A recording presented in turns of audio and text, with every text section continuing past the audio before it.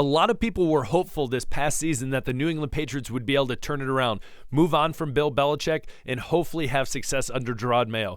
And we know that turnaround was more like me trying to back up and turn around with a trailer hooked to my truck. It doesn't work too well. So that being said, this upcoming season, everyone much more hopeful.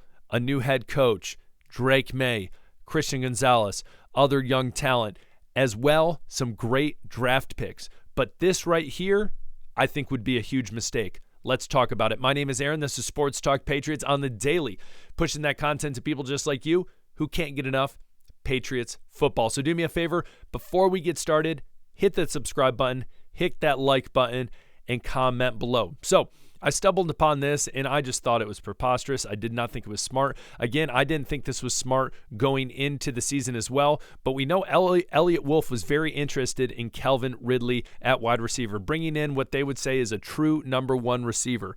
Now, we know the GM for the Tennessee Titans, Rand Carthen, has been fired. Now, that leaves an opportunity potentially for the Patriots to swoop in and try to trade for Kelvin Ridley. Now, comment below, first off the bat, what do you think about this? Did you ever want Kelvin Ridley? Do you want to see him as a Patriot? Yay or nay? Now, I think he still has some juice left in the tank, but again, I think that price is way too high for Kelvin Ridley. Again, he did all right playing for a team that was going between different quarterbacks and having to deal with Will Levis. So I tip my hat to him for that. But when it comes down to it, I would rather see the New England Patriots go for a young wide receiver that has a lot more upside and at the beginning of their career. Kelvin Ridley, he's definitely in the second half of his career. Again, no disrespect to Kelvin Ridley, just don't want to see him as a Patriot. I think it'd be a big mistake if the Patriots, especially Elliott Wolf, if he does truly stay with the Patriots, if they make that decision to go after him. I don't think it's a smart move. Again, you might see if Mike Vrabel is hired as coach that you see them possibly in the offseason go after some free agents that Mike Vrabel coached in his time at the Titans as well. Potentially, we know he was a consultant for the Browns, so it's also potential that there's people from the Browns that, hey, I really like Coach Vrabel. I like how he approached things. I liked his leadership. I would love for him to be my head coach for the New England Patriots. So again, it'll be interesting to see, but again, I want to make it clear, Kelvin Ridley, don't think it's a smart move. Go younger. Now, we jump in there. From there, we talk about the picks. And the reason I'm making this transition is because that first pick, the fourth pick overall, we've talked about the wide receiver from Arizona, McMillan. I only think his stock is going to rise. Again, this is a guy that people have compared him to a Drake London, crazy athletic with size. Mike Evans, very similar, little heavier, obviously Mike Evans at the end of his career. But that being said, I think you pair him with Drake May, and that could be great for years to come. Again, you look at that second round pick, the 38th overall pick, that's basically almost a first rounder pick too, a first round pick as well. So that being said, I think in one of those picks, don't be surprised if you see a wide receiver. Again, it could be McMillan at 1. They try to trade up and get rid of that second round pick and maybe get Kelvin Banks or Will Campbell. Now, I would tell you Will Campbell right now is probably the running favorite, I would say, if his stock definitely goes up. I've actually saw he had some interviews at LSU. He had some awesome stuff. He said some great stuff where it's like, this guy's a football guy, and I think he has it. So, again, I think it would be him, McMillan. Again, maybe they see something in Abdul Carter.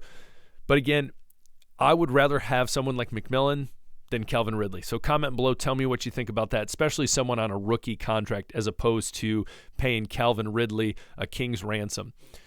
Next, we look at now we've talked a lot about the head coaching role.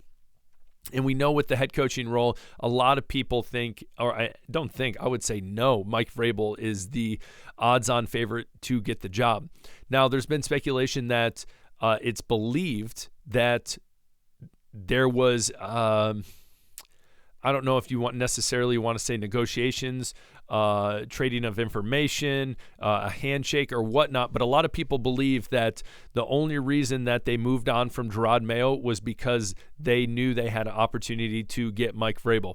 I think that's very interesting. Obviously, that would be a private conversation behind closed doors because they still have to go through interviews. But that being said, it would not surprise me. Would it surprise you? I'm assuming not. So I just thought that was an interesting tidbit. I mean, again, in a business standpoint, hey, if we want to go a different direction immediately, we want to know, hey, who's going to be at the helm? Who do we feel comfortable with? Are we going to get our guy in? If not, again, you could wait another cycle, wait another year. But again, I think the Patriots jumped on their guy, Mike Vrabel, and you're going to hear it sooner rather than later. Now, we know with transitioning of a head coach, a lot of times you lose coordinators. Sometimes they'll keep positional coaches and stuff like that, but a lot of times they clear house, bring in their own guys. DeMarcus Covington reportedly is planning on interviewing for the defensive coordinator job for the Bengals. Good for him. Go get a job somewhere else. The Bengals, if they would have beat the Patriots in the first game, they'd be in the playoffs. But they didn't. So you can tip your hats to, all the Bengals fans and say, hey, you're welcome. At least, we beat someone that was almost a playoff team. I guess technically we beat the Bills, but it doesn't really count. So anyways, moving on. The Patriots also interviewed 2 other head coaches. You're like, this guy's pulling up Wikipedia. Yes, because it has a lot of great information. Byron Leftwich. He is currently the offensive coordinator for the Tampa Bay Buccaneers. Now, he was the offensive sorry, not the offense. Golly, guys, sorry, I'm struggling. Byron Leftwich was the offensive coordinator for the Tampa Bay Buccaneers when they were under Bruce Arians and they won the Super Bowl against the Kansas City Chiefs. And so, again, he interviewed as well as Pep Hamilton. Pep Hamilton, he was the offensive coordinator, my fault, for the Texans a little while ago, a handful of years ago. And then recently he was coaching the DC Commanders, head coach, general manager. And so, honestly, I not that I dislike either of these guys. It's just the fact that Mike Vrabel is in a position where, again, whether you want to bring in someone who is a Patriot or not, he is a well-known Patriot.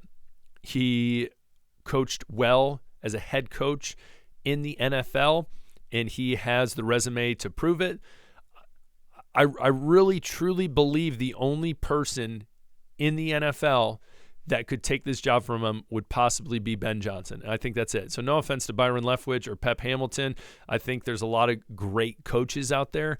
I just think it's hard when you have this rapport with this franchise like Mike Vrabel does. So it is what it is, but I'm sure they will land on their feet somewhere. Anyways, that being said, Byron Leftwich, Pep Hamilton, best of luck to you guys as well.